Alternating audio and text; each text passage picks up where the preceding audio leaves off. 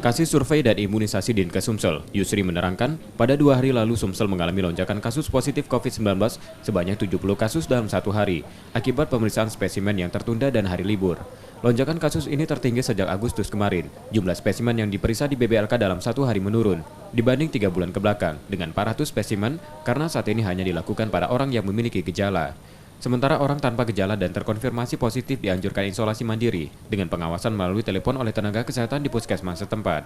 Diakui petugas penanganan COVID-19 di provinsi ini terbatas, dengan pemeriksaan spesimen di Sumsel saat ini terpusat di BBLK dengan rujukan dari beberapa rumah sakit. Jadi pada tanggal 7 September itu hari Senin ya, ada 70 kasus baru COVID-19 di Provinsi Sumatera Selatan. Itu ada lonjakan kasus dari hari-hari sebelumnya yang rata-rata antara 30 sampai 50. Kemudian di hari Senin ada lonjakan kasus 70.